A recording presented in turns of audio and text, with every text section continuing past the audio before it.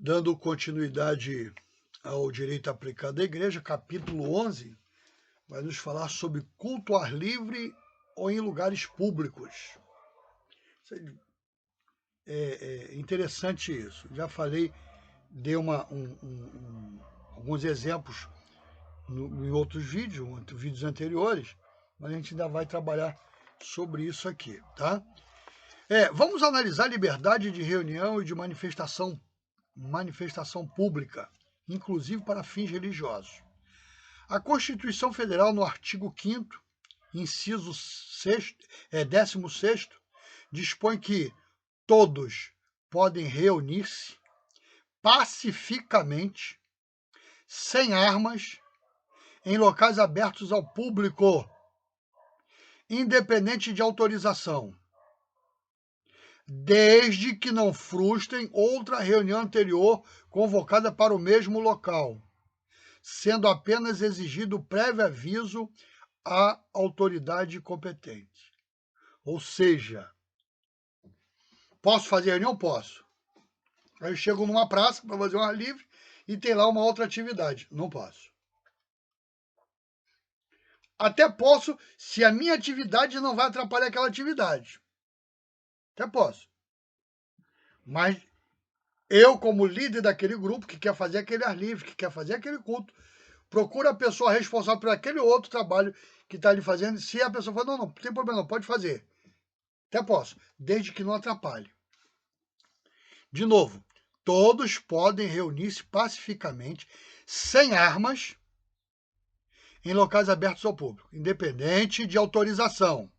Posso me reunir em qualquer lugar, independente de autorização. Eu não preciso da autorização, desde que não frustrem outra reunião anteriormente convocada para o mesmo local, sendo apenas exigido prévio aviso. Vai na autoridade competente e diz, vamos fazer, a igreja vai realizar um culto ar livre, tal. Já existe algumas prefeituras, a exigência ferindo esse prévio aviso, não é exigido nenhuma autorização, principalmente para a igreja, tá? Principalmente para a igreja, que eu tenho que pedir autorização. Mas o artigo 5º diz que não. Mas eu sou obrigado a informar pela Constituição. Mas, como igreja eu tenho que estar de acordo com as normas. Extrair-se desse dispositivo a garantia de que as pessoas podem se reunir livremente em qualquer local aberto ao público. Não é necessário solicitar autorização para realizar essa modalidade de reunião. Basta o prévio aviso à autoridade competente. Normalmente, o órgão de segurança pública ou secretaria de eventos da cidade. Por quê? Porque às vezes nós vamos fazer um evento que precisa de um policial, o órgão de saúde pública, o ponto-socorro da cidade está avisado que pode haver um problema, alguém passar mal, acontecer um acidente. Todos nós precisamos nos cobrir de todo cuidado. Então, o prévio aviso é justamente para isso, que vai haver uma segurança, pode haver uma exigência de um pronto atendimento de urgência, de saúde, tá? Então eu tenho que estar com esse cuidado. E o período de tempo que esse evento vai ter. Eu, alguns anos atrás, tem mais de 15 anos, eu propus a maestrina da minha igreja, que ela dirigia o coral e o esposo dela dirigia a banda, a orquestra da igreja. Falei, que você acha de a gente fazer um evento na praça principal, praça da prefeitura? Pô, legal, vamos fazer? Vamos. Então deixa eu correr atrás.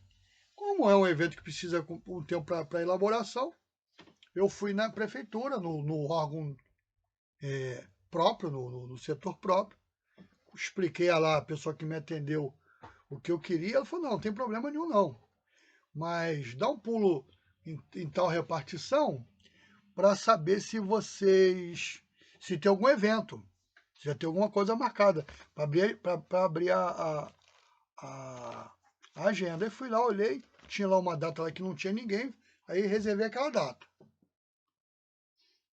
Só que nessa data, posteriormente ao meu pedido, havia uma necessidade da prefeitura para aquele local. Ela me ligou, falei, não, sem problema nenhum, sem problema nenhum. Qual a data? Aí, uma semana ou 2 semanas depois, aí ela me deu lá os órgãos que eu tinha que ir também avisar, Corpo de Bombeiro, Polícia Militar, Polícia Civil, Guarda Municipal, foi me dando todas as diretrizes. Como na igreja nós temos alguns irmãos que são militares, eu pedi para acertar isso, que facilitaria, né, o acesso deles. Aí conseguimos e fizemos um evento com, não sei se foram 40 músicos, né, a orquestra com 40 músicos, e acho que o coral com 60, um pouquinho a mais ou um pouquinho a menos componentes. Fizemos um evento e foi céu. Foi muito bom, muita gente que estava em volta da praça, morava em frente, perto da praça, saíram de casa para ver o evento. Foi um evento de 3 horas, foi 2 horas e 15, 2 horas e 20 de louvor, de música, música sacra, né? Coral, pô, coral cantando chama muita atenção. E depois uma palavra do pastor da igreja, que foi muito bonito, foi muito salutar nesse dia. Mas eu tive que ir dentro dos órgãos pedir a autorização, não pedir autorização, informar e ver com as autoridades, informar as autoridades sobre o assunto. Além disso, para regular exercício dessa liberdade da reunião, deve ser observado alguns requisitos que estão previstos na própria Constituição. 1. A finalidade da reunião deve ser pacífica, sendo vedado o ajuntamento com a finalidade de provocar tumulto, confusão ou confronto entre as pessoas. Aí deixa eu falar baixinho para ninguém me ouvir. Nos dias atuais você está vendo o que está acontecendo nesses confrontos. A Constituição não permite. Por que as autoridades competentes não tomam, às vezes, determinadas situações? Fica a teu critério, o teu julgamento. Mas aqui está dizendo que eu não posso fazer ajuntamento para tumultuar, para criar confusão. 2. Os participantes da manifestação pública não podem usar nenhum tipo de arma. A única arma que é permitido por nós é essa aqui, que é a Bíblia. Desculpa, está acabadinha, mas é a minha Bíblia que eu gosto de ler, de estudar, de pregar com ela. Está acabadinha, está bem acabadinha, mas é a Bíblia. É a única arma do crente que ele pode usar. Tá ok? Então, 3. O local escolhido deve ser uma área pública, acessível a todos, pois se o espaço for particular, o proprietário é quem poderá autorizar o uso. Às vezes, nós lá na igreja queremos fazer um culto na frente da casa de um irmão. A gente vai falar com o irmão. Ô, irmão, a gente pode fazer um culto livre lá na tua porta? Pode. E outra coisa, às vezes nós precisamos de energia elétrica. Quando não tem acesso à energia elétrica no público, pode-se contactar através de documento de pedido escrito a concessionária local, nós aqui somos a Light, pedindo a ela uma equipe para fazer uma puxada de uma tomada e informar ela os instrumentos que vão ser usados, porque tem uma potência, o tempo que vai ser usado, porque ela vai estabelecer uma taxa para ser paga, porque a energia tem que ser paga. Ok? Então, tem uma série de coisinhas que às vezes foge de nós. Aí nós vai fazer, mas ninguém pensou nisso. Estou esclarecendo para você não ter dificuldade. Ok? 4. Não é permitido frustrar a realização de outro evento marcado e convocado previamente para o mesmo local. Não pode. Tá? Essas delimitações constitucionais são imprescindíveis e visam conciliar o direito coletivo de reunião com garantia de ordem pública e social. Então, a Constituição estabelece, porque nós precisamos ter o fiel da balança, que é a Constituição, porque o direito que a minha igreja tem, o cara do samba, do pagode também tem. Tudo dentro da lei. Eu tenho que cumprir a lei. Cada um cumpre a sua lei, faça do seu jeito. eu, como igreja, preciso cumprir a lei, ok? Porque, como Paulo falou, já falamos isso, a lei só me alcança quando eu erro. Enquanto eu não erro, a lei é lei, está lá estabelecida, eu estou cumprindo, ela não vai me pegar. Mas quando eu erro, ela me alcança. Por fim, ressalta-se que o Supremo Tribunal Federal já se pronunciou em ação declaratória de inconstitucionalidade, no sentido de que não pode ser imposta restrições à liberdade de reunião e de manifestação pública. Isso já no âmbito federal já falou sobre isso, tá? Não pode. Ah, vou reunir ali, ninguém pode impedir. Nenhum. Agora, se houver confusão, tumulto, aí a força policial pode ir lá e dissolver. Mas, se não existe, vê você, vamos na Quinta da Boa Vista, nos reunimos no gramado, lá um grupo de jovens, aí fazemos o nosso culto, nosso bate-papo, ninguém veio, não pode, ninguém pode fazer isso. Porque a lei, a Constituição nos permite, ok? Por conseguinte, qualquer norma legal editada pelos estados, Distrito Federal ou município, criando limitações ao exercício dessa liberdade, será declarada inconstitucional. Ou seja, se o município falar, é proibido o culto a ar livre nessa praça, vai bater de frente com a Constituição. Aí cabe à igreja, se assim quiser. Vou bem ser claro, cabe à igreja, se assim quiser, dar entrada até num processo contra o município, mostrando que a atitude dele é inconstitucional, porque a Constituição nos permite tomar essa liberdade. Okay? No capítulo 12, vai falar do novo Código Civil e a igreja. Isso aí foi debatido, eu debati muito na minha igreja sobre isso, pedi para fazer no estatuto, né? Eu tenho aqui um estatuto de uma igreja, no estatuto da igreja, alguns adendos antes do Código Civil sair, porque eles iam fazer coisa que ia afetar a igreja. E graças a Deus fizemos, outros não fizeram, teve problema. Mas o novo Código Civil afetou muito a igreja. Havia também um problema que todos nós íamos ser associação religiosa, aí houve embate sobre isso, esse nome e tal, porque íamos nos igualar aos clubes. Aí teve muito disse, me permite a expressão, muito disse me disse, mas o Código Civil saiu e a igreja precisa estar de acordo com o Código Civil. A verdade é essa, precisa. Ética cristã no novo Código Civil. A mudança no Código Civil, no que respeita à incidência e aplicação de suas normas, possui força erga omnes, ou seja, a todos indistintamente vinculam, devendo todos observá-las e cumpri-las, de modo que o por óbvio também a igreja enquanto instituição jurídica, bem como os irmãos de fé, cidadãos brasileiros que são, deverão submeter-se ao império de tais normas edificadas no referido novo código. Ou seja, fez o código, todos nós estamos sujeitos a ele. Não dá para fugir dele. Temos que estar de acordo. Por isso, quando lá no começo falou sobre estatuto, precisa ter um advogado para dar assistência, né? Assistir a igreja na elaboração do Código Civil. Nós tivemos um irmão que era advogado, que é advogado,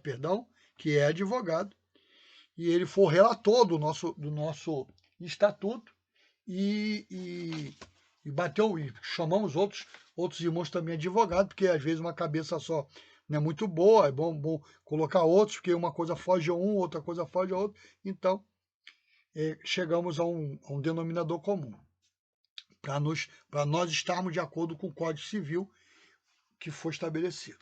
Então, o novo Código exige algo mais.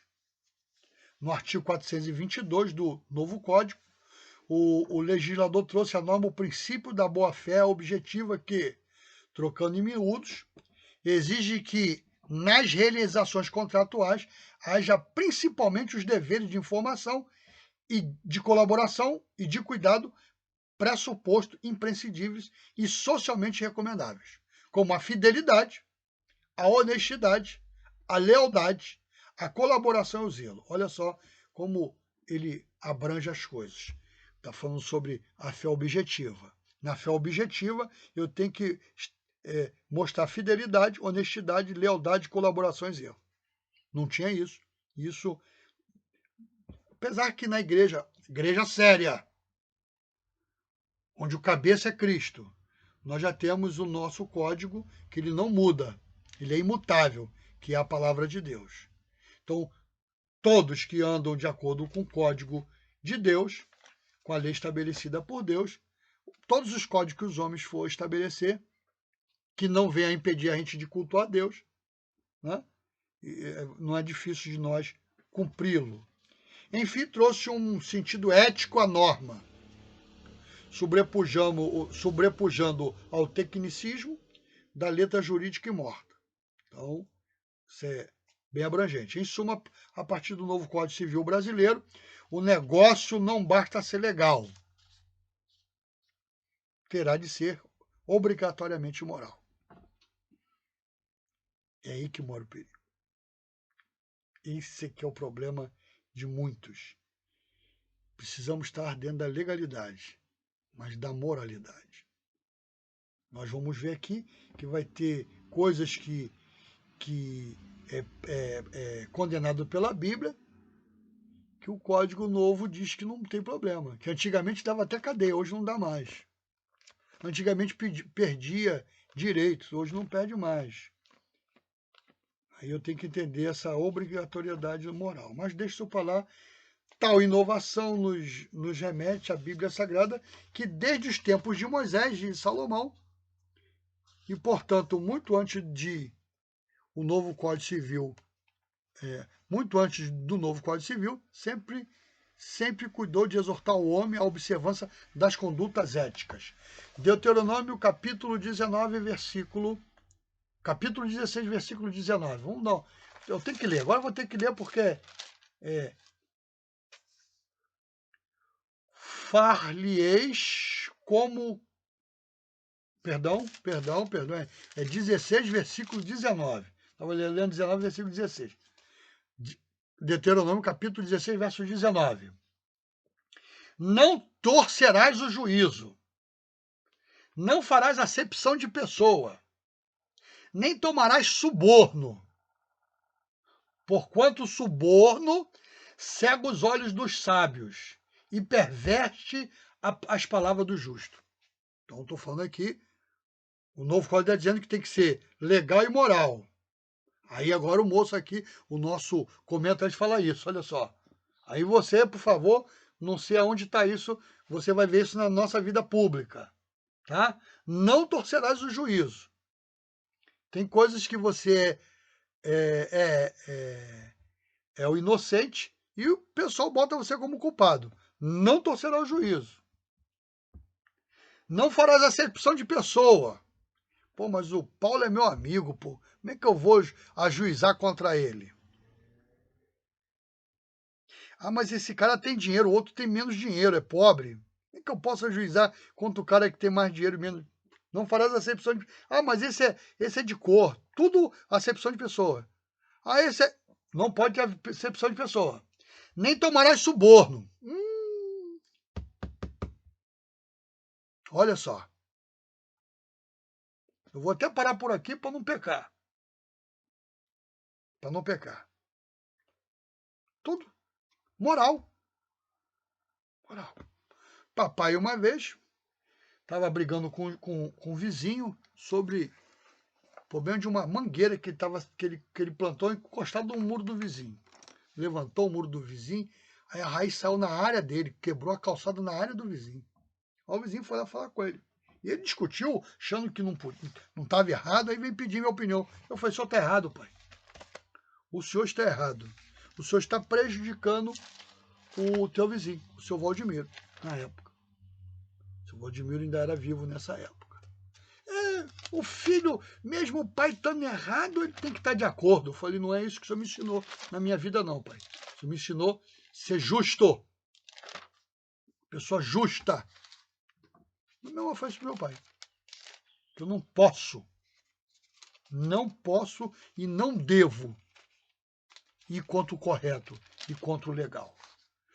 11, Provérbio 11, versículo diz: balança enganosa é abominação para o Senhor, mas o peso justo é seu prazer. Aí você vai tirando suas conclusões sobre o moral, tá? Legal e moral. 12:7 de Provérbio vai diz aqui: transtornados serão os ímpios e não serão mais, mas a casa do justo permanecerá. Deixa eu abrir uma aspa aqui, que a gente aplica esse termo ímpio errado, ok? A gente usa esse termo ímpio errado na igreja. O ímpio mostrando para o mundo. No mundo não tem ímpio, não. No mundo tem pecador. O ímpio está dentro da igreja. Porque esse ímpio aqui que o provérbio fala é o judeu, é o da nação de Israel. Porque ao que não era da nação de Israel, ele chamava de gentio. E ímpio é todo aquele que conhece a piedade e não pratica. Ou seja, eu conheço as coisas de Deus, a vontade de Deus, o que Deus manda eu fazer e não pratico. Eu sou ímpio. Só você entender. Porque toda vez que eu deparo com esse termo, todo mundo fala, o ímpio, ímpio, ímpio. E eu falo, não é pecador, não é ímpio não. Eles não, é pecador, rapaz, não é ímpio não. Ímpio somos nós quando não praticamos a impiedade. Capítulo 26 de Provérbios, o 26, versos 18 e 19. Estou lendo porque cabe agora ler essa. Mais sábio é o preguiçoso aos seus olhos do que 7 homens que bem respondem. Olha só como é que é a perversão do moral. 17, o que, passando, se mete em questão alheia. É como aquele, o que, passando, se mete em questão alheia, é como aquele que toma um cão pelas orelhas, vai ser mordido. Então, eu estou passando na rua, tem um problema, nada que eu não sei o que é, não me chamaram como testemunha, como juiz, deixa para lá. Não vai se meter, não. É a Bíblia que está falando. 18. E eu estou lendo, eu já li até demais, eu não tinha que ler nem os outros, perdão, eu li os versículos, é o versículo 18 e 19.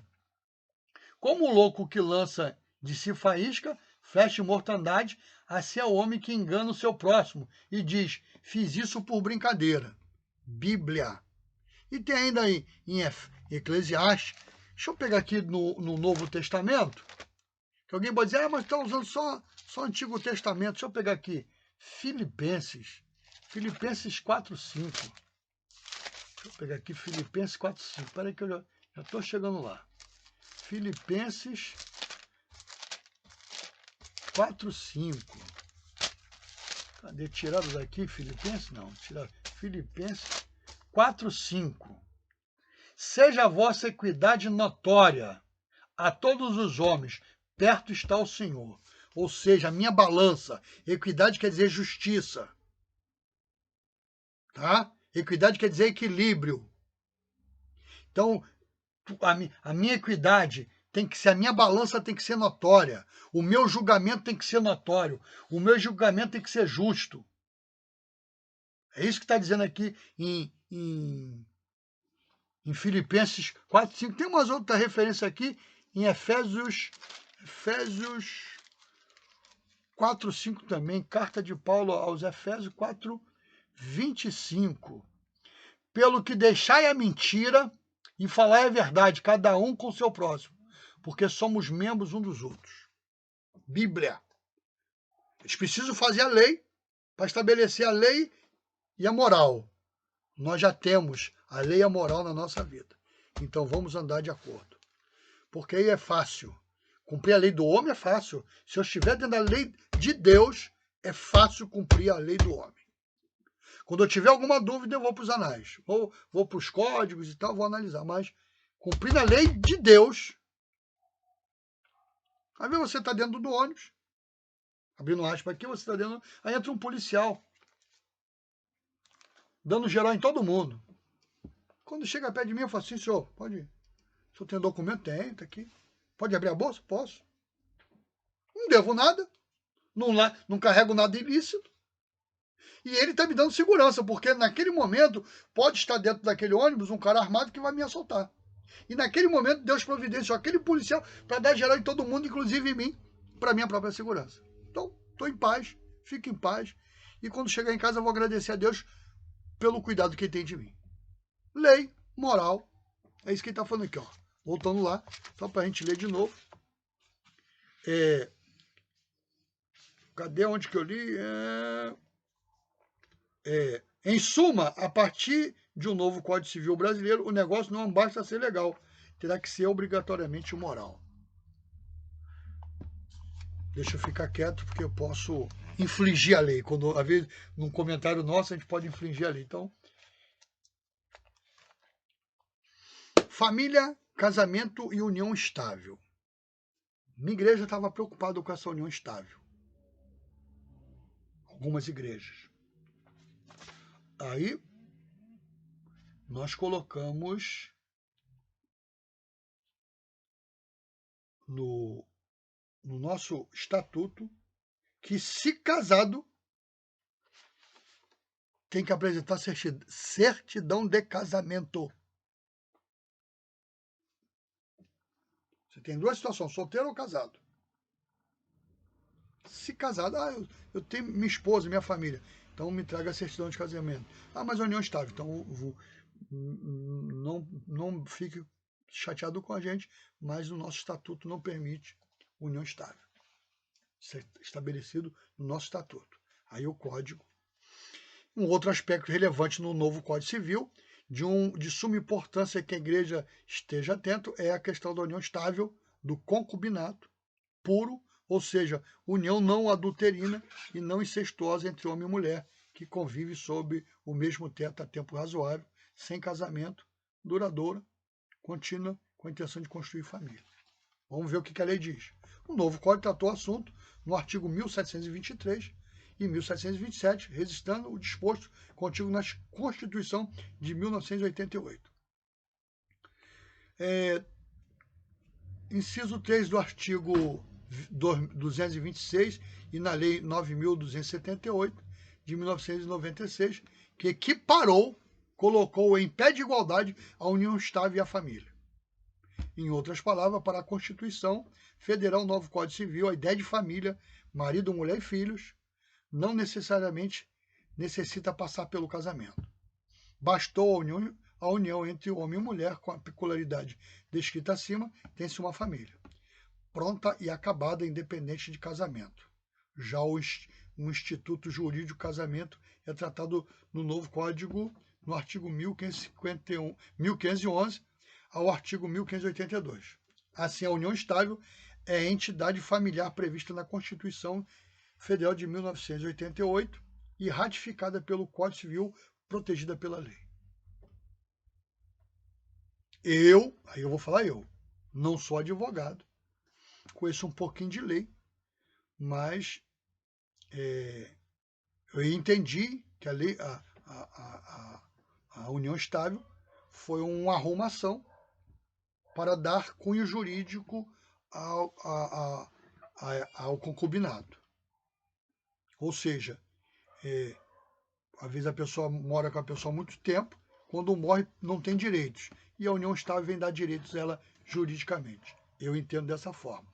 Aí em minha igreja, tivemos um caso agora, que um irmão há muito tempo na igreja resolveu fazer união estável, e eles, graças a Deus, no seu bom senso, viu que ele não podia ficar na nossa igreja, que não ia ter problema, e ele foi para outra igreja que aceitava.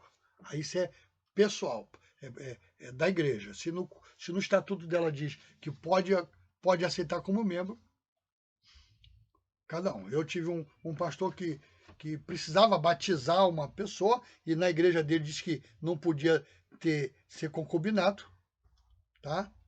Tinha que ser casado para se batizar. Aí ele me ligou, falou: poxa, irmão Paulo, eu estou com um problema aqui na minha igreja e nós vamos ter batismo agora, e um casal que já vive muito tempo junto, dá bom testemunho na igreja, quer batizar. E eu tô com dificuldade que eles não são casados. E eu falei, quando é que vai ser o casamento dele? Uma semana depois do batismo, eu falei, o que as normas da denominação estabelecem? Que é pessoal, é o pastor que decide. Tá? Então, se do bom testemunho a igreja reúne a igreja, faz uma assembleia extraordinária, reúne a igreja, expõe o problema, que certamente todo mundo sabe da situação do casal, se a igreja aprova deles se batizarem com uma semana de sem ser casado, porque eles iriam casar e depois eles te fornecem a certidão de casamento para a igreja. Se a igreja aprovar, particularmente, se a denominação aceita, eu não vejo nenhum mal. Aí é pessoal, estou pedindo minha opinião. Aí ele fez, batizaram, casaram, estão lá. É uma situação. Sei que vai ter igreja que vai dizer, não, irmão, só apresentando a certidão de casamento. Conheço casos perto de mim de pessoas da membrana da igreja que viviam maritalmente, se separaram dentro de casa, continuaram convivendo no mesmo teto, se separaram dentro de casa, e a igreja, na palavra, no testemunho daquela pessoa, aceitou como membro da igreja, porque não havia mais junção de corpos. É uma situação. Conheço uma irmã que, membro de uma igreja, o pai da filha dela estava com problema de saúde, perguntou ela se podia ficar na casa dela por um período até cuidar da saúde. Aí essa irmã, conhecedora dos estatutos da igreja, procurou o pastor. Estou dando só exemplo dentro disso aqui. Procurou o pastor, expôs ao pastor a situação. O pastor, não, irmão, não precisa não, porque a gente conhece a irmã. Não, irmão. As pessoas que verem o pai da minha filha na minha casa pode fazer juízo de alguma coisa. E do momento que foi lida na igreja, que eu estou disciplinada, pode até dizer o porquê, não tem problema nenhum. Disciplinada por esse motivo, as pessoas não vão fazer juízo. Eu não estou preocupado com o que eles lá fora estão preocupados, não. Eu estou preocupado com os irmãos aqui dentro, para não fazer os irmãos pecar. Pronto. A irmã se ausentou, se afastou por livre e espontânea vontade da membresia da igreja, enquanto o pai da filha dela, que era amigo dela, continuam amigos, esteve na casa dela, e quando ele saiu, ela voltou, falou com o pastor que aquele período já tinha terminado, que agora aí voltou normalmente. Estou dando exemplos, porque não é eu levar para a igreja, tu tem que aceitar, não. Conversa-se, cada caso é um caso, tá ok? Mas a gente precisa entender isso. Olhando a Bíblia, não estou criando uma heresia. Eu falei até um pouquinho mais alto para não ter dúvida. Nós temos um fato que o próprio Jesus não mandou a mulher que o marido não era dela dispensar o que ela estava morando. Aí, quem é essa mulher? Mulher samaritana. Quando Jesus falou, mulher, chama teu marido. Ela disse, Senhor, eu não tenho marido. Jesus disse, disseste bem. Acho que é capítulo 4 de João. Eu tenho dificuldade, eu falo para todo mundo, a pessoa nem entende porque eu tenho essa dificuldade. Me pergunta por que eu tenho dificuldade, não. Eu tenho dificuldade, mas acho que é capítulo 4. Deixa eu ver se é capítulo 4. Não é capítulo 4, é capítulo 4. A mulher samaritana, de Samaria. Capítulo 4 de João. Mulher, chama teu marido. Se eu não tenho marido, disseste bem. 4, 5 tiveste? Acho que é 5. 4 ou 5?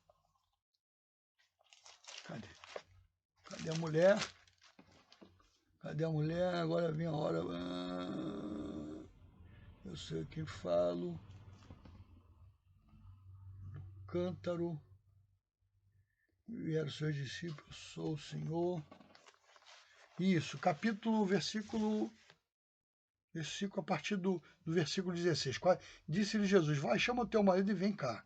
A mulher respondeu e disse, não tenho marido. Disse-lhe Jesus, disseste bem, não tenho marido, porque tiveste 5 maridos e o que você tem não é teu marido. Isso disseste com verdade.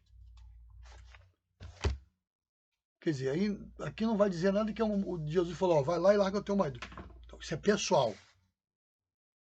A nossa vida, a gente tem que tomar nossas decisões, isso é pessoal.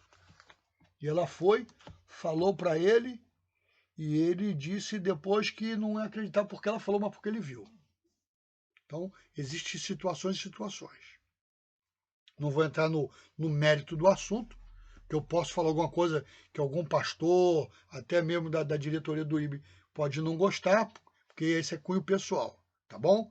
Mas a lei vai dizer isso, a lei protege. Mas o que isso tem a ver com a igreja? Tem muito exemplo, um casal que convivendo maritalmente há anos, com filho, residindo sob o mesmo teto, partilhando da vida em comum, contudo, sem serem casados. Postularam perante um pastor de uma igreja protestante o direito que entendiam fazer jus dela tornarem-se membros, inclusive participar da Santa Ceia, etc. Alegando estarem amparados pela lei da união estável. E por tal razão, a união sexual havia entre o casal, inclusive, não se tratava de ato espúrio ou antibíblico, já que estavam submetidos ao regime familiar previsto e protegido pela legislação brasileira. Olha só. O escopo do presente trabalho não é trazer a questão inserida no novo Código Civil à baila, para que a igreja, mas é para que a igreja atenta que deve estar discutir a questão, se já não o fez, inclusive sob o ponto de vista bíblico, né? Se já não fez, inclusive no ponto de vista bíblico. Adultério, por exemplo, no Código Civil manteve o adultério como causa a ensejar a separação judicial, contudo, sem qualquer punição para o cônjuge culpado. Para coibir tais acontecimentos, a igreja tem que estabelecer em estatuto, foi o que nós fizemos, as regras disciplinares que deverão ser respeitadas pelos seus membros e qual a sanção em caso de descumprimento. Então, nós estabelecemos isso. Estatuto Eclesiástico, no novo Código Civil, trouxe consigo regras que gerem uma certa limitação para as igrejas. Tais regras serão inseridas nos artigos 53 e 61, onde o novo Código regula as associações, natureza jurídica na qual se inserem as igrejas evangélicas, e deve ser minuciosamente observada, caso contrário, gerarão sérios problemas com, por exemplo, a nulidade dos seus estatutos. Você faz estatutos, leva no cartório, eles têm um prazo, eles vão analisar ponto por ponto, denominação da igreja, capítulo dos membros, direito dos membros, deveres dos membros, diretoria de administração, esses são os títulos desse estatuto, das assembleias gerais, das fontes de recursos de patrimônio, das congregações, disposições gerais. Foi estabelecido aqui. Ok? Então, o primeiro ato aqui é o estatuto. Foi levado. E tem um regimento que não tem que ser levado para o cartório.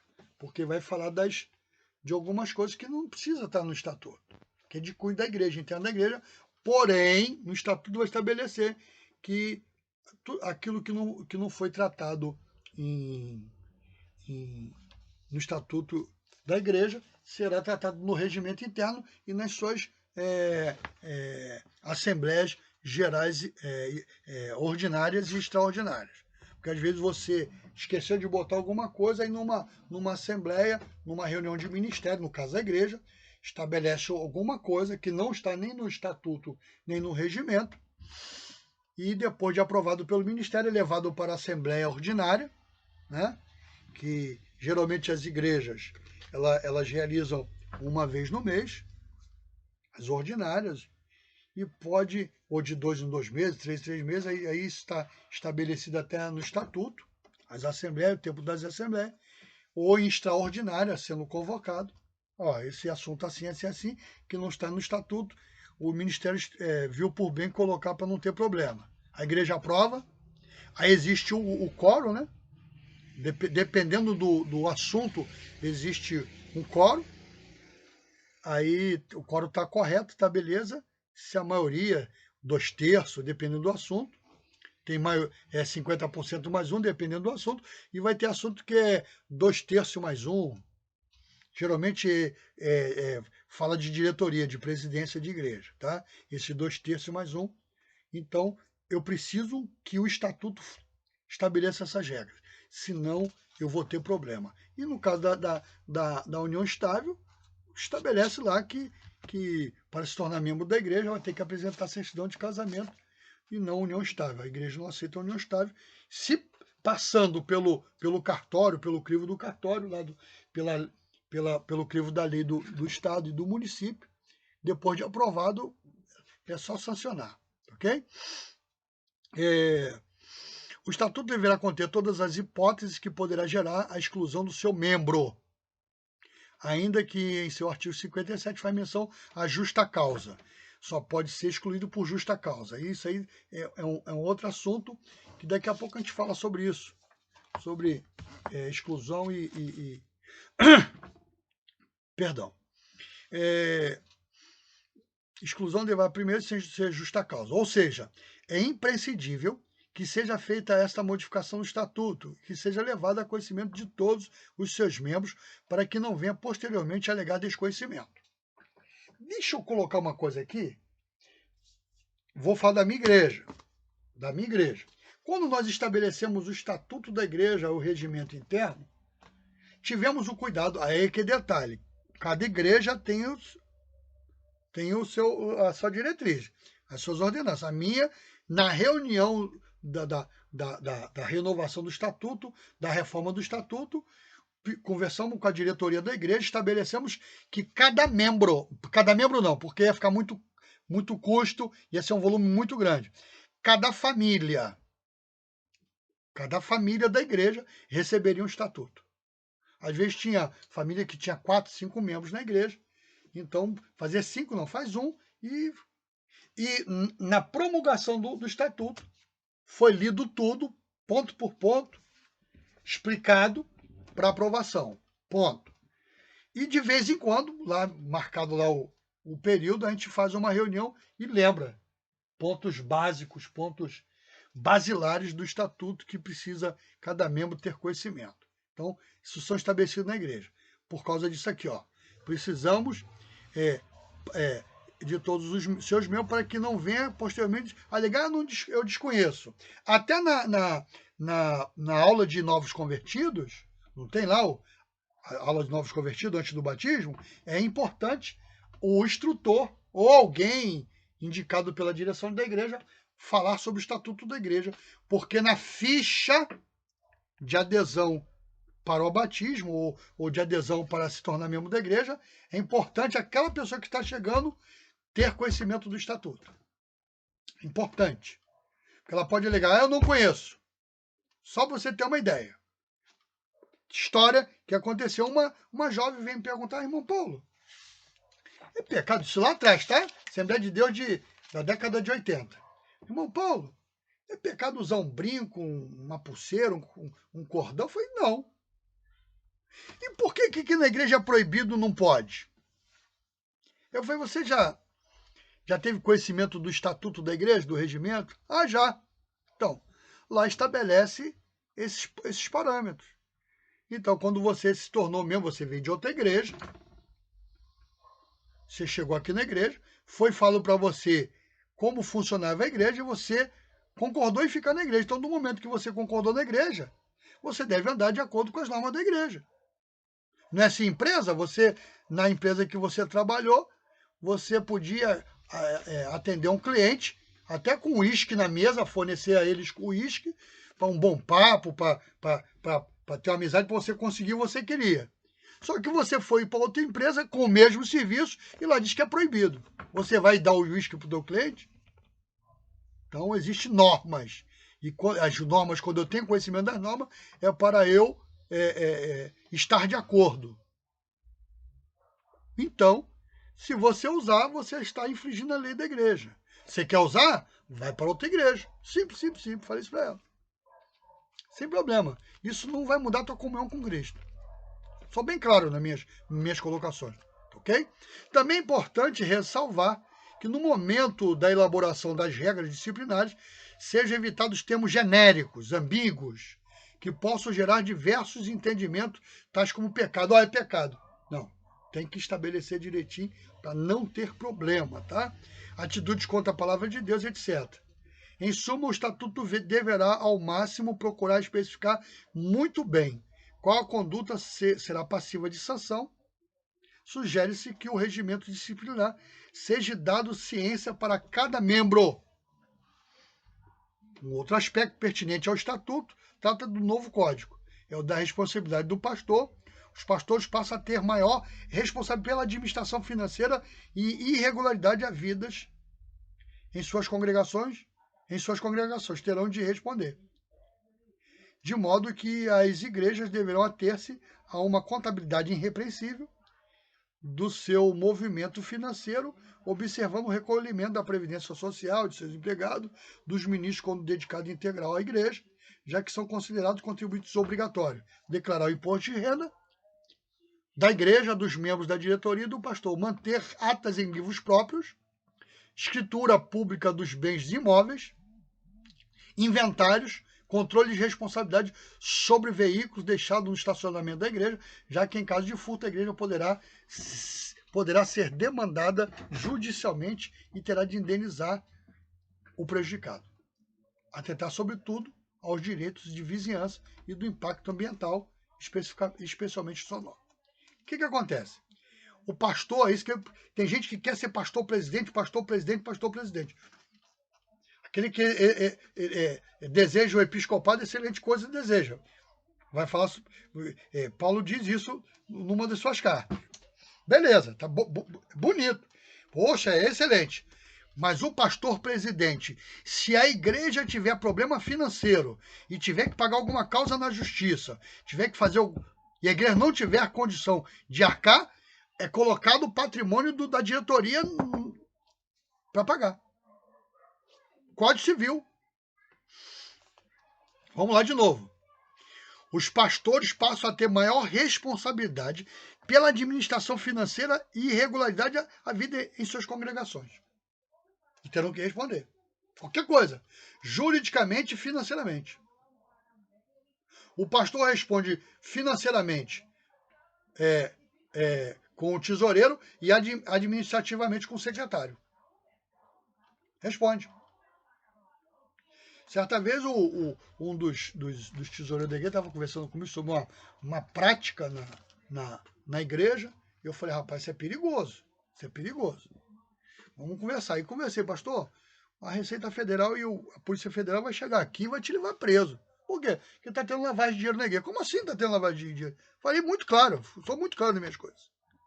Pastor, não pode sair nenhum dinheiro da igreja sem uma explicação correta dentro da lei.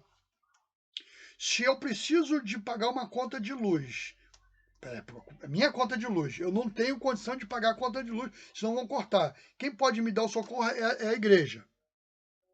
Eu vou ao senhor e falo, pastor, não caiu meu dinheiro, vão cortar minha luz. A igreja pode me atender nessa parte? Quanto é que é? R$100. Como eu vou contabilizar essa saída de R$100 da igreja se a conta está no meu nome? Vai pegar minha conta e vai botar lá no caderno financeiro da igreja, no livro financeiro da igreja? Não pode. Existem uns formulários próprios em papelaria que diz saída financeira, saídas e entradas. Aí eu lá naquele papel boto, a igreja vai botar no nome dela, vai, doação para o irmão Paulo Germano, e assim, CPF tal. Eu não estou sendo humilhado pela igreja. Eu estou dando legalidade à igreja por um benefício que a igreja me deu financeiro porque eu precisava. A Bíblia não diz que eu tenho que precisamos dar assistência ao próximo, principalmente os domésticos na fé? Então, tudo aquilo que a igreja me beneficia numa cesta básica, que me deu dinheiro, cesta básica é diferente. Nós não temos aqui, mas temos dinheiro para comprar o remédio, pagar a luz, comprar o gás, que me deu o dinheiro, saiu do caixa da igreja, o dinheiro, né? A cifra, para me atender. Tem que documentar. E quando documenta, tem que dizer para quem saiu e o CPF daquela pessoa. Porque senão todo o dinheiro que sai de uma forma errada vai cair na conta do pastor, do líder da igreja e do tesoureiro. Lei, irmãos. Nós estamos falando de lei. Tá? Como eu disse outrora, se a igreja é fundo de quintal, que nem é organizada, não tem livros jurídicos, nada, vai ter esse problema. Capítulo 13 vai falar sobre exclusões de membros, cuidados legais. Até para excluir um membro, tem que ter cuidado legal. É vital destacar que foi o Senhor Jesus que no cristianismo criou a associação de fé ao asseverar, como registrado no Evangelho de Mateus, capítulo 18, verso 20. Olha que interessante. Capítulo 18, lembra? A Bíblia também tem muitas partes que a gente pode colocar para firmar o conceito, o princípio. Capítulo 18, e o verso diz, ó. Peraí. Isso. Porque aonde estiverem 2 ou 3 reunidos em meu nome... Não, tem alguma coisa errada aqui. Mateus? Ah, tá. Desculpa que eu não li a continuação. Beleza. Porque onde estiver 2 ou 3 reunidos em meu nome, aí estou no meio de vós. É para asseverar efeito de legislação a reunião de mais de 2 pessoas. Tem consequência jurídica. À luz de suas finalidades, que pode ser principalmente textos como sociedade, ou seja, como fito lucrativo ou fins lucrativos, na forma de associação, sem finalidade lucrativa, que é o caso da igreja, ambas disciplinadas no Código Civil, ou ainda para a prática de atos ilícitos, sendo então uma quadrilha como continua do Código Penal. Então a associação tem essas 3 partes, essas 3 finalidades. Para fins de sociedade com fins lucrativos, para fins de sociedade sem fins lucrativos e para fins ilícitos. Assim, a igreja, em que tese constar no Código Civil, na condição de organização religiosa, mantém sua natureza associativa, eis que reúne pessoas com finalidade de propagação de sua fé, com objetivo não econômico. Ah, mas dá o dízimo. O dízimo é para as custas da igreja, que não dá para formar uma igreja. Quem vai pagar a luz, quem vai pagar a água, quem vai pagar o IPTU, a igreja é isenta quando dá entrada, quando é organização registrada e quando dá entrada na prefeitura. Ela recebe a isenção. Estou bem claro nisso para você entender isso, que tem gente que acha que a igreja não tinha que pagar IPTU, mas tem que dar entrada no processo. Tá? E tem que provar que tem um CNPJ e provar que tem vínculo civil jurídico com aquele imóvel. Porque se não tiver um contrato, quando é aluguel, um contrato assinado e registrado em cartório, aí não tem como isentar. Ah, mas eu aluguei uma loja e tem que pagar o imposto. Você pega o contrato, vai lá e prova que é você que está usando e aquele período que você está usando. Provavelmente, aí eu não sei como funciona, mas talvez você consiga isenção de IPTU. Mas voltando, eu preciso ter esse cuidado de mostrar que a igreja não tem fins lucrativos. Ok? Todo o dinheiro gerado na igreja é para assistência, seja de missão, de propagação do evangelho, seja assistência social, alguma coisa que bem pareça. É desta forma que o jurista tem entendido a mudança efetuada no Código Civil em dezembro de 2003, e tendo sido substanciada na terceira jornada de direito civil, promovida em 2004 pelo Conselho da Justiça Federal, através do enunciado 142 e 143, que, de forma orientativa, sustentam os partidos políticos, sindicatos, associações religiosas e associações religiosas possuem natureza associativa, aplicando-se-lhes o Código Civil. E a liberdade de funcionamento das organizações religiosas não afasta o controle da legalidade e da legitimidade constitucional de seu registro, nem a possibilidade de reexame pelo judiciário da compatibilidade de seus atos com a lei e com seus estatutos. Então, eu tenho que estar de acordo. Existe, vamos dizer assim, leis e artigos com relação a isso. Resiste que os procedimentos para exclusão do membro da igreja estão contidos na Bíblia Sagrada, como relatado em Mateus 18, 15 e 17. É isso que eu fiz confusão. Olha só o que está relatado. Ora, se teu irmão pecar contra ti, vai e repreenda entre ti e ele. Só, se te ouvir, ganhaste teu irmão. Ou seja, primeiro aqui no âmbito, nós dois. Mas se não te ouvir, se você repreender não te ouviu, ainda contigo um ou dois, para que pela boca de 2 ou 3 testemunhas, toda a palavra seja confirmada. Ou seja, eu não posso tomar nenhuma decisão contra aquele irmão sem testemunho. Ó, aconteceu esse fato, traz 2 irmãos, traz esse fato. Eu, geralmente, quando eu vou falar com alguém, eu levo 2 irmãos como testemunha, 2 pessoas como testemunha, para não ter esse problema. E se não as escutar, diz a igreja. Agora, depois de levar no âmbito pessoal, particular, eu levo à igreja. E se também não escutar a igreja, considere-o como um gentil publicano. Ou seja, se eu tomar essa diretriz, posso disciplinar, posso excluir sem problema nenhum. Mas eu tenho que ter uma diretriz que disciplina a metodologia que necessita ser seguida pela organização religiosa. Talvez numa organização secular seja diferente. Ok? A necessidade de cumprir as 4 fases para efetivar a exclusão do fiel.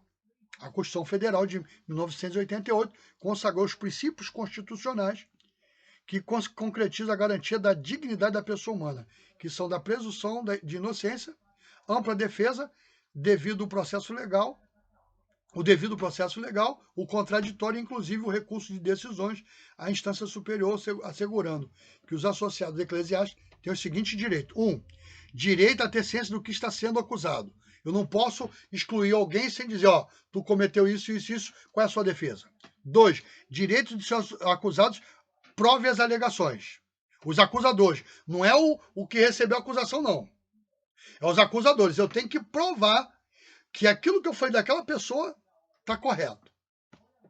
Então, não é eu provar que sou, eu tenho que provar que sou inocente, não. Você que tem que provar que eu sou culpado pela lei. Isso não acontece, infelizmente, no nosso dia. Mas era para se cumprir assim. A polícia chega na minha casa e fala assim, você está sendo acusado disso. Vocês têm que provar que eu sou o cara. Ela vai me levar preso porque alguém disse que eu fiz. Tem que provar que eu fiz. É isso que a lei diz. Mas a gente vê um monte de disparate. A testemunha viu. Aí reconheceu. Aí vão lá e prende o cara. Vão lá e prende a pessoa. A lei diz uma outra coisa, tá? Direito à instauração de um procedimento onde haja prazo para manifestação das partes. Ou seja, vão abrir um processo. Você vai provar que eu sou culpado e eu vou provar. E dentro de quando você tentar provar que eu sou culpado, eu vou provar minha inocência. Primeiro você tem que me acusar para depois eu me defender. Direito a apresentar provas de sua inocência, contrapondo as alegações acusatórias. Mas você foi dito que você estava em tal lugar, se assim no hotel. Eu sou crente, me pegaram saindo do hotel no domingo pela manhã, 9 horas da manhã. Tá bom. Deixa eu trazer a minha testemunha. Quem vai ser a sua testemunha? Minha esposa. Porque às 9 horas da manhã eu estava sentado à mesa tomando um café com ela e o outro está dizendo que eu estava saindo do hotel. Então, ela que vai ser minha testemunha, minha família vai ser minha testemunha, o dono da padaria que eu fui lá na padaria comprar o pão naquele horário. Como é que pode eu estar em 2 lugares ao mesmo tempo? Não posso. Então ele vai alegar, vai fazer a sua acusação e eu vou provar minha inocência. E por último, direito de recorrer em uma decisão a uma instância superior. E na última alteração, ocorrida no Código Civil, provida pela Lei 11.127, de 28 de junho de 2005, ficou regulamentado que a exclusão do membro pode ser procedida por justa causa, sendo obrigatório constar do Estatuto Associativo os direitos e defesa. O que implica, e seria a metodologia utilizada pela organização religiosa, para aplicação da pena capital aos seus associados eclesiásticos. Aí vem aqui dos deveres, quer ver? Olha o que diz esse estatuto. Cadê? Ué, sumiu?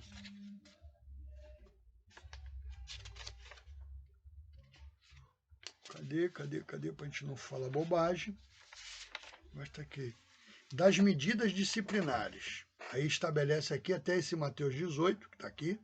Nos termos do Estatuto, os membros estão sujeitos a medidas disciplinares de admoestação ou suspensão, seja por questão moral, Lembra do que nós lemos da lei?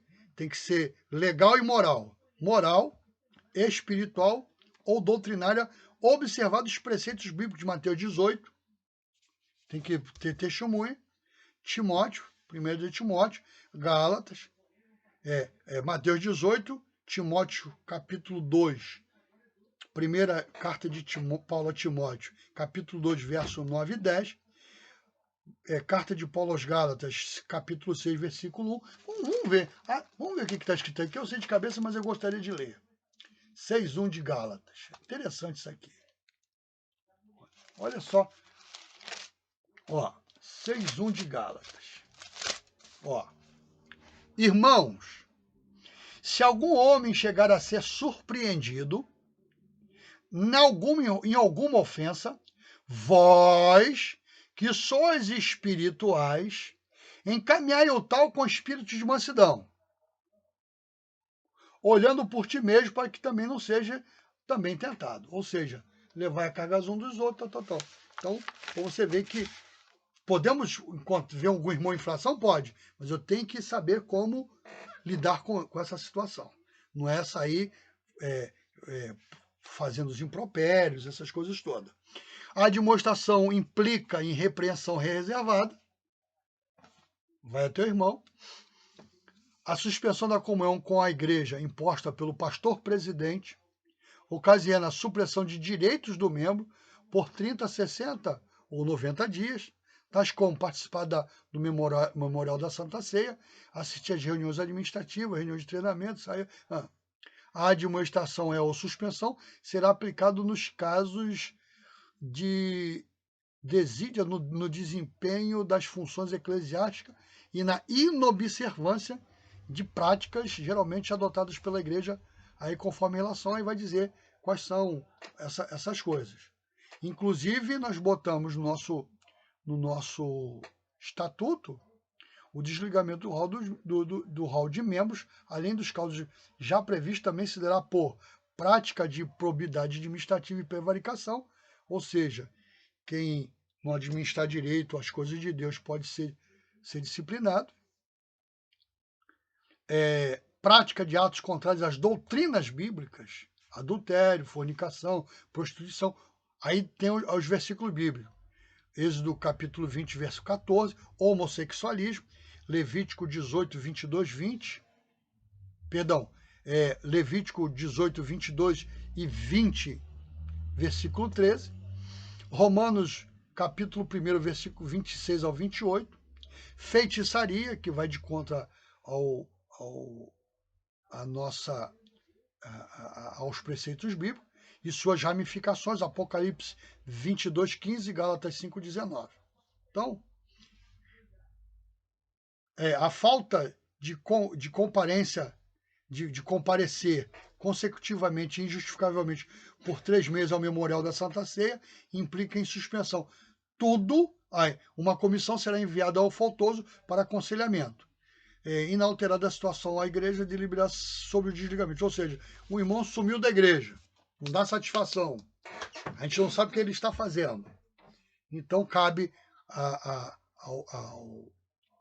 diretoria da igreja, ao pastor, fazer uma comissão para visitar. Se a pessoa se voltar atrás, beleza. Se não, vai ser desligado do hall de membro. Às vezes a pessoa desaparece, nunca mais aparece e a gente nem sabe onde está.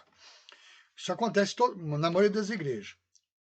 O Código Civil, em sua redação original, continha a possibilidade das organizações associativas instituírem um órgão interno com poderes de deliberação com relação à aplicação de penalidade para os associados, garantindo-se a este o acesso à Assembleia Geral em grau de recurso ou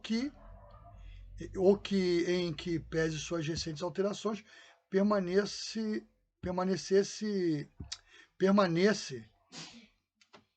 que o termo aqui está errado, altamente salutar, especialmente em relação às igrejas e organizações religiosas. Ou seja, criar-se um conselho de ética internamente da igreja. Então, esse conselho de ética de pessoas de confiança, né? Pessoas íntegras, para ver o que está acontecendo, e esse conselho traria à Assembleia aquela situação. O recomendável às entidades institucionais é a adoção do Conselho de Ética, um órgão interno que pode ter poderes estatutários para, inclusive, excluir o associado eclesiástico, garantindo-se a ele o direito de recurso à Assembleia Geral da Igreja, evitando assim a exposição vexatória que tem causado ações de indenização por dano moral. Ou seja, às vezes o irmão comete um pecado grave, esse conselho, na minha igreja tem esse conselho, não conselho de ética, mas existe um conselho, que verifica, depois de visto que realmente houve aquele ato, avisa a igreja que ele está sendo disciplinado ou excluído do rol de membro, não precisa falar à igreja qual o ato da pessoa, porque isso pode trazer problema de processo para a igreja, tá?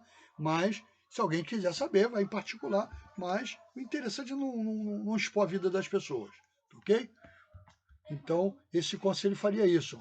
Esse conselho de ética tem três principais atuações. Instaurar um procedimento de averiguação. Na década de 80, eu fui convocado junto com o presbítero de uma igreja a um problema com o diácono. Aí fomos para a igreja para decidir e tal. Aí, cara, qual era o problema do diácono? É que ele tinha cometido adultério. Mas ninguém tinha certeza que ele tinha cometido adultério.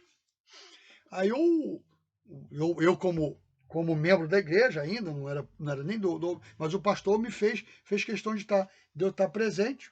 Até tentei não ir, mas ele disse, não, preciso de você na reunião. Eu falei, tá bom, então vou estar. Aí ele ouviu o presbitério da igreja, o presbitério não, corta, porque cometeu adultério.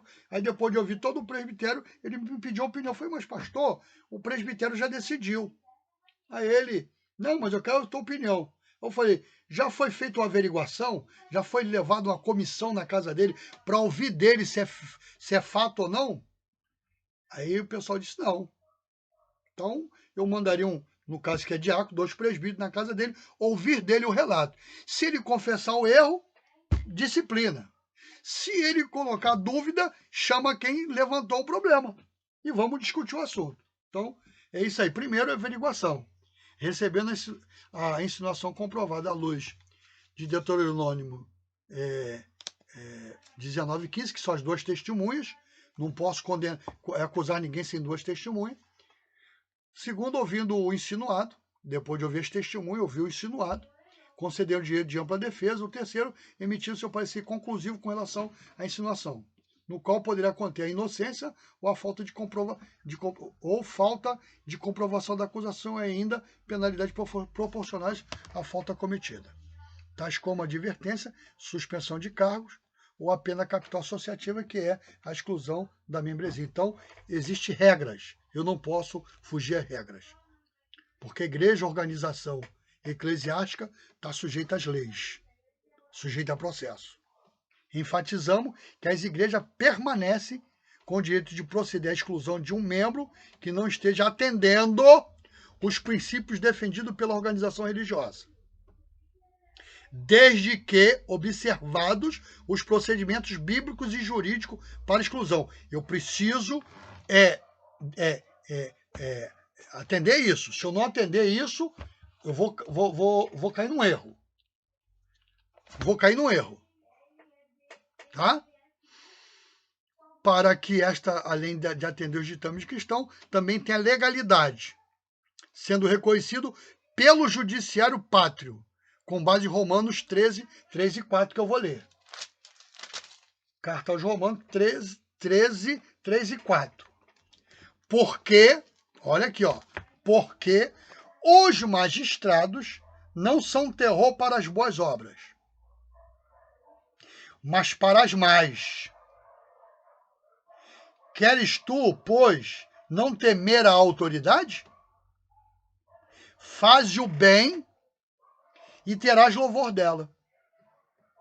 Porque ela, essas autoridades, é ministro de Deus para o teu bem. Se fizeres mal, teme, pois não traz debalde a espada. Eles não trazem debalde a espada, em vão a espada. Porque é ministro de Deus e vingador para castigar o que faz o mal. É Bíblia. Paulo Jomando falando sobre isso, tá? Falando dessa legalidade. As igrejas de qualquer confissão de fé estão imunes de qualquer intervenção do poder judiciário nas questões eclesiásticas, nas questões espirituais, em função do Brasil ser laico. O Estado não pode entrar dentro da igreja. Ou seja, não existir religião oficial no país. O país não tem. Não é.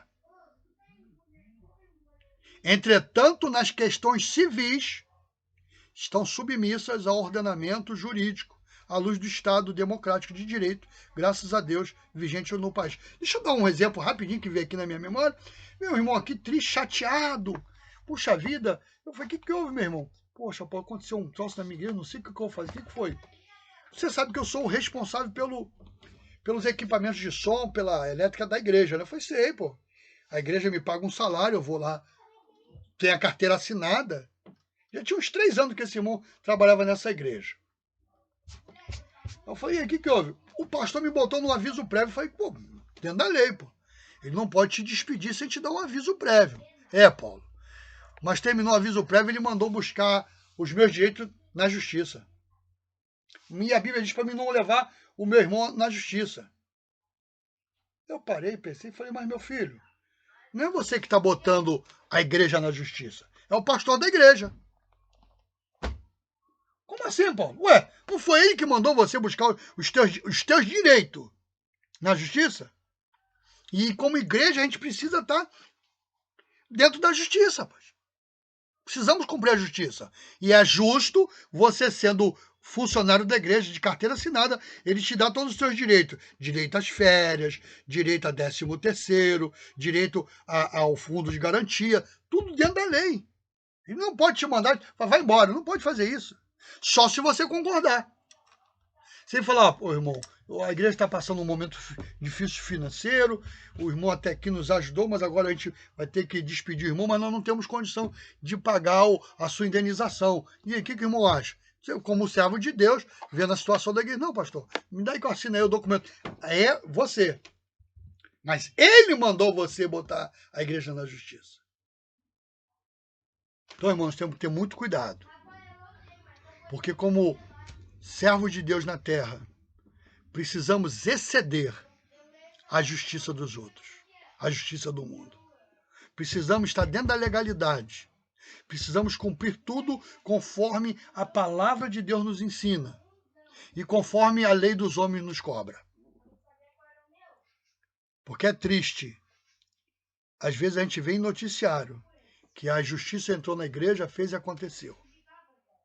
A igreja tem que fazer só todos os seus pagamentos de imposto devido. Se tem funcionário, tem que pagar tudo que é devido a ele. Se tem funcionário, tem a lei trabalhista.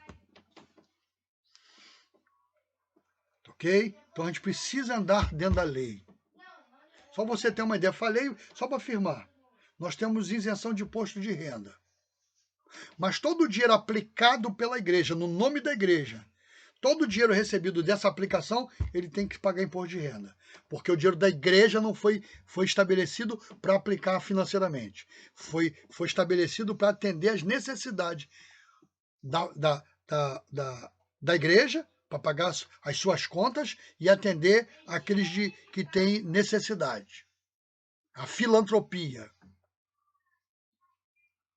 O dinheiro da igreja. Mas quando é aplicado para ganhar bônus, para ganhar dividendos, precisa-se pagar o imposto. É do bônus, do dividendo, é que é tirado o imposto de renda.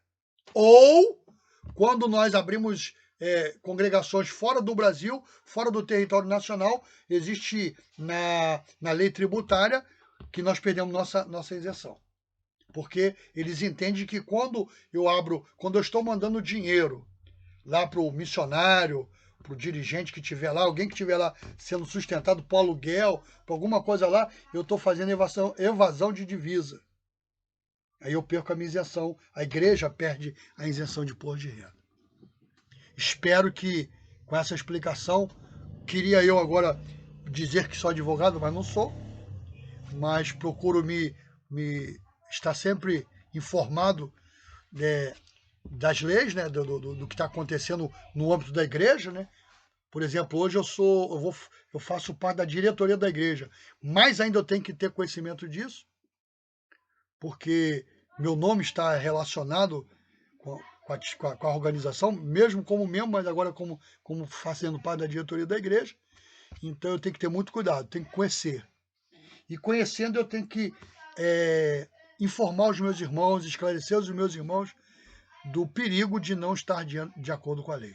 Então, findamos agora esse módulo de administração eclesiástica e direito eclesiástico.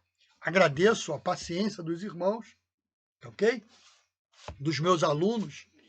Se falei alguma coisa aqui que você entendeu mal, me perdoe, a intenção não é essa, mas é de esclarecer, porque às vezes nós temos um pensamento que precisa às vezes passar por um crivo. Quantos irmãos, me permite agora os irmãos de Madureira, que foram disciplinados porque não usavam chapéu, e hoje não tem mais o chapéu. Quer dizer, tem coisas que criaram-se que hoje caíram no desuso. Então eu preciso ter muito cuidado com o que eu vou falar, como vou falar, para sempre ajudar de uma forma legal e moral a Igreja de Deus. Deus te abençoe. Como falei sempre em alguns vídeos, não deixa de fazer a sua inscrição no nosso canal. Nós vamos fazer a partir de agora nós vamos fazer outras matérias, não mais como IB, né? Porque agora eu estou fazendo porque o seminário, a coordenadoria do núcleo que eu dou aula me pediu, e eu estou atendendo a um pedido, né? E graças a Deus consegui fazer isso e vou dar continuidade. Eu tenho outras matérias que vai ser boa para a igreja, para os irmãos, alguns esclarecimentos, porque o conhecimento não tem espaço, tá? Possa ser que eu fale alguma coisa que você não concorde, mas é bom você ter o contraponto.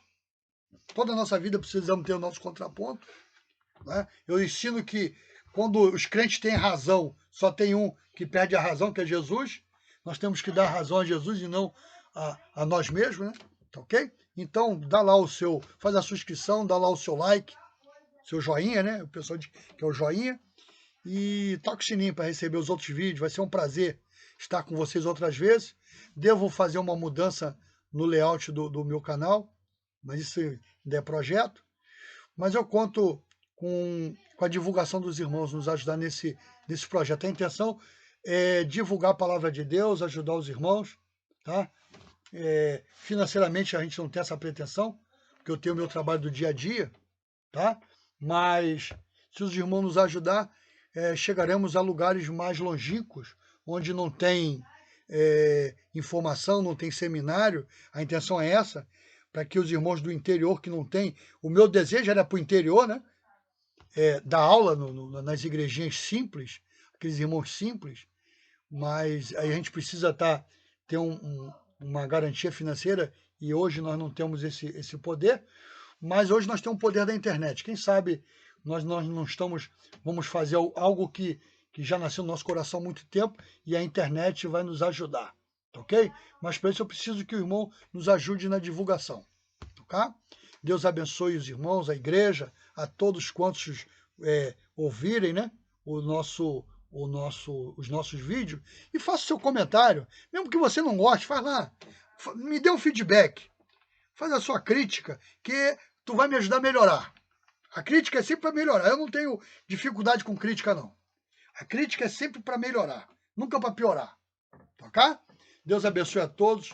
E eu agradeço o Seminário IB, né, de Madureira, esse privilégio de, em seu nome, divulgar esse material, tá?